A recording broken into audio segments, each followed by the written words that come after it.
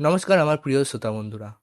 আলো ছায়ার জগতের পর্দায় আমি শুভম রয়েছি আপনাদের সঙ্গে একটি নতুন হারিম করা ভূতের গল্প নিয়ে। গল্পের শুরুতে জানিয়ে রাখি, আজকে গল্পের শেষে থাকছে একটি বিশেষ প্রশ্ন। যারা যারা এই প্রশ্নের সঠিক উত্তর লিখে কমেন্টে জানাবেন, তাদের নাম পরবর্তী ভিডিওতে উল্লেখ করা হবে এবং আপনার নাম ও আপনি কোথা থেকে বলছেন সেটি কমেন্টে জানাতে ভুলবেন না। শুরু হচ্ছে আজকের গল্প, বিভূতিভূষণ হল্টের অভিশপ্ত রাত।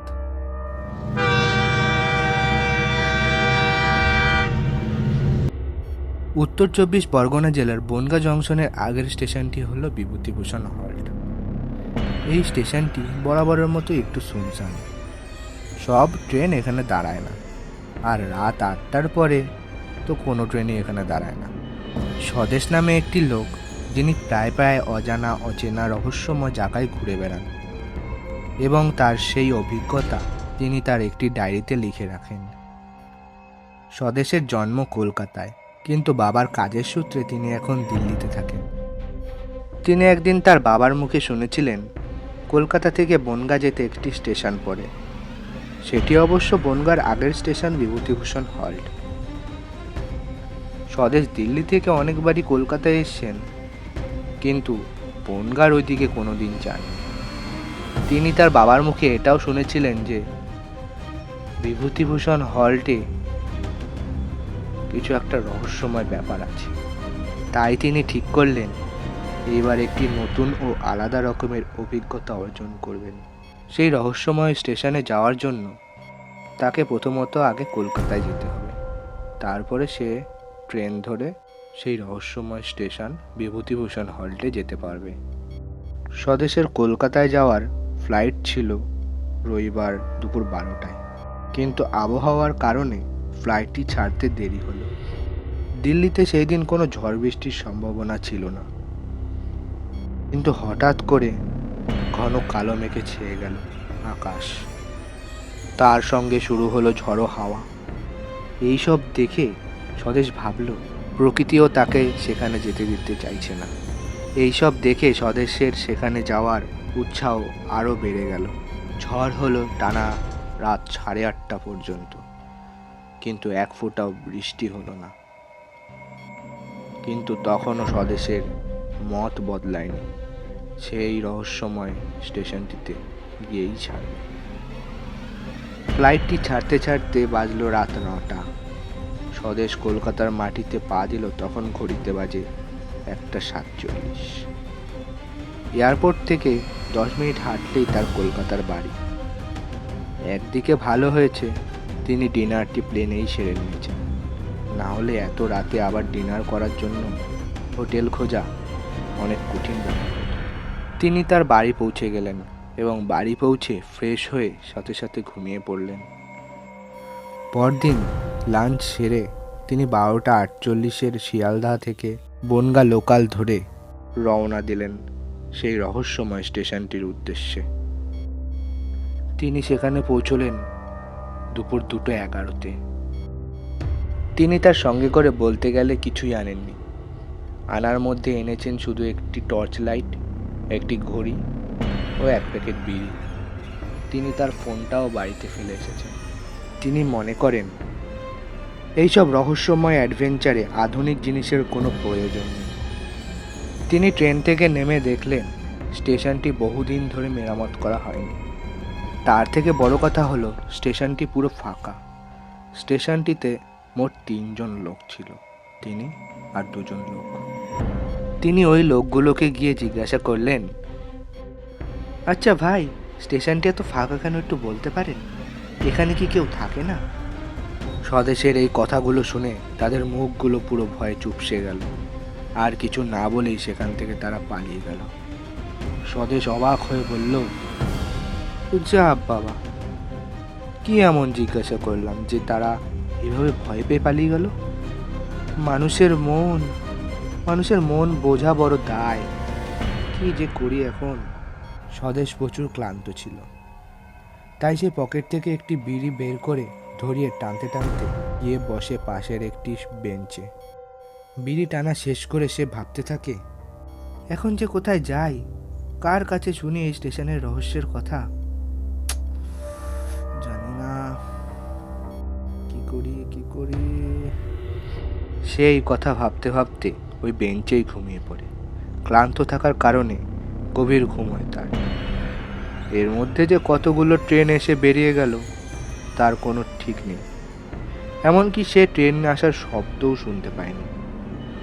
সন্ধ্যা পেরিয়ে গেছে, এখনো সে মরার মতো ঘুমোচ্ছে।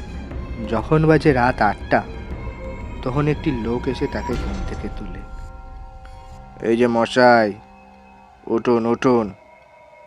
এত রাতে এখানে কি আপনি মরতে এসেছেন?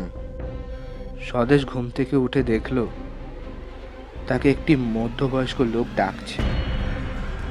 তার মাথা ও মুখ ভর্তি সাদা পাকা চুল, পরনে একটি সাদা পাঞ্জাবি ও ধুতি, এবং হাতে একটি হ্যারিকেন। তাছাড়া পুরো স্টেশনটি অন্ধকার। সেই দিন পূর্ণিমা থাকার কারণে চাঁদের আলোয় যা একটু দেখা যাচ্ছে। তারপর স্বদেশ একটু ভয় পেয়ে বলল, কে কে কে আপনি? আরে ভয় পাবেন না, আমি ভূত নই, আমি মানুষ। ওহ বাবা, একদম ভয় পাইয়ে দিয়েছিলেন। আচ্ছা, আপনি একটা কথা বলুন তো, এই জায়গাটাইতে কেউ থাকে না? তাছাড়া এখন কি কারেন্ট নেই? এত অন্ধকার কেন চারিদিক? আপনি এই জায়গায় থাকেন না? না, আমি থাকি দিল্লিতে, কিন্তু আমার আসল বাড়ি হলো কলকাতায়। বাবার কাজের সূত্রে যেতে হয়েছে। তা আমার প্রশ্নের উত্তরগুলো দিন। এখন এখানে কেউ অত থাকে না, আসলে থাকতে চায় না, আর এই জন্যই এখানে কারেন্টের ব্যবস্থা সেরকম নেই। কেন থাকে না কেন? তার আগে বলুন, আপনি এখানে কি করতে এসেছেন? আসলে অনেক বছর আগে বাবার মুখে শুনেছিলাম এইখানে কিছু একটা রহস্য লুকিয়ে আছে, যা এখানে লোক ছাড়া আর কেউ জানে না। তাই একটু জানতে এলাম কি রহস্য লুকিয়ে আছে এখানে, বিশেষ করে এই স্টেশনে। তা কিছু জানতে পারলেন রহস্যের কথা? কি করে আর জানবো? ট্রেন থেকে নেমে দুজন লোককে জিজ্ঞাসা করলাম, তারা কিছু না বলেই ভয়ে পালিয়ে গেল। কি যে করি। কেউ বলবে না এই রহস্যের কথা, কেউ না, কারণ সবারই প্রাণের ভয় আছে। কেন? কি এমন রহস্য লুকিয়ে আছে এখানে? আচ্ছা, আপনি তো এখানেই থাকেন, আপনি জানেন। হ্যাঁ, সে অবশ্য জানি, কিন্তু জানেন? বলুন না সেই রহস্যটা কি। আগে কথা দিন, এই কথা কাউকে বলবেন না। কেন বলবো না কেন? আপনি যদি এই কথা কাউকে বলেন তাহলে আপনি আর বাঁচবেন না। কি? বাঁচবো না কেন? হ্যাঁ, এটাই সত্যি। যারা আগে কথা কাউকে বলেছে তারা সেই দিনই মারা গেছে। ওরে বাবা, থাক, দরকার নেই বাবা। ঠিক আছে, কাউকে বলবো না। আপনি আমাকে তো বলেন। এই কথা জানার জন্য সে দিল্লি থেকে এসেছি, এত দূর এসে না শুনেই ফিরে যাব? আপনি আমাকেই বলুন। হঠাৎ করে দূর থেকে একটি ট্রেনের আওয়াজ ভেসে আসে। সেই আওয়াজটি ক্রমশ এগিয়ে আসছে। সেই মধ্যবয়স্ক লোকটি ভয় পেয়ে গেল আর বলতে লাগলো, আসছে আসছে, আবার আসছে, কেউ বাঁচবে না। তখন স্বদেশ বলে উঠল, কে কে কে আসছে? আপনি এত ভয় পেয়ে গেলেন কেন?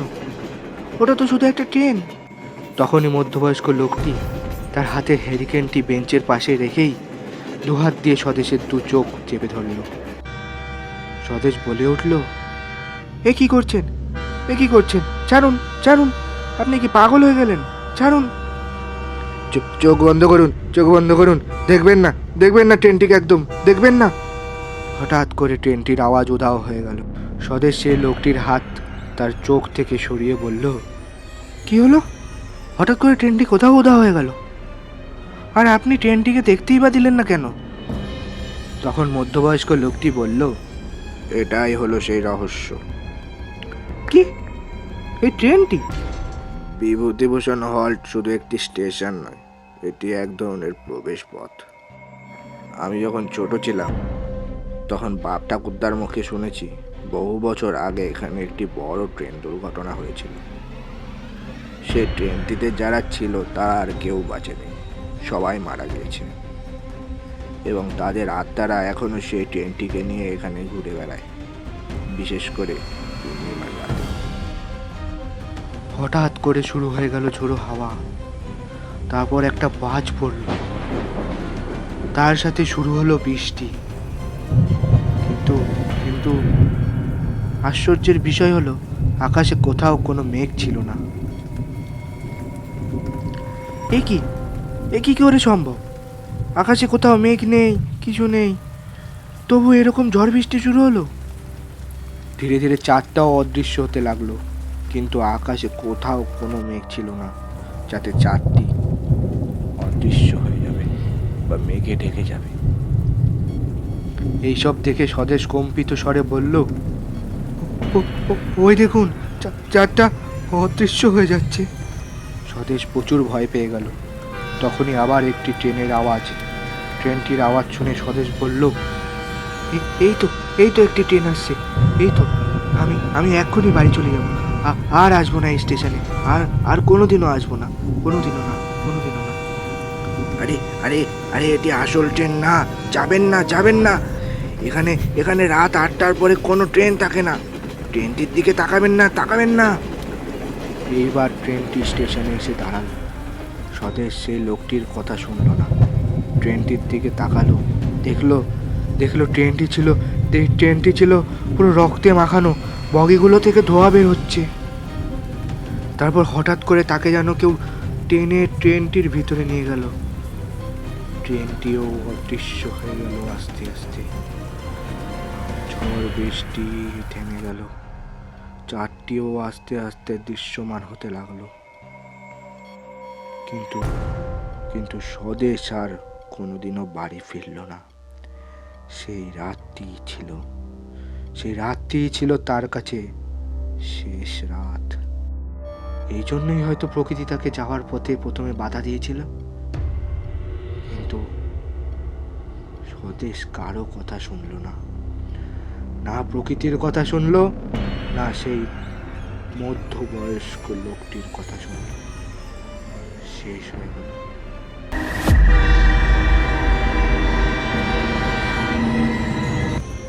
আপনারা শুনলেন বিভূতিভূষণ হল্টের অভিশপ্ত রাত। লেখক ও কণ্ঠে ছিলাম আমি, শুভম। আজকের সেই বিশেষ প্রশ্নটি হলো, স্বদেশ কেন দিল্লিতে থাকতেন? কমেন্টে উত্তরটি জানাতে ভুলবেন না, ও আপনি কোথা থেকে দেখলেন সেটিও জানাতে ভুলবেন না। পরবর্তী গল্প বিশ্বেশ্বর তান্ত্রিকের অভিশপ্ত বাড়ি, সেকেন্ড পার্ট আসছে এই রবিবার ঠিক সন্ধ্যে 7:30। দেখতে ভুলবেন না।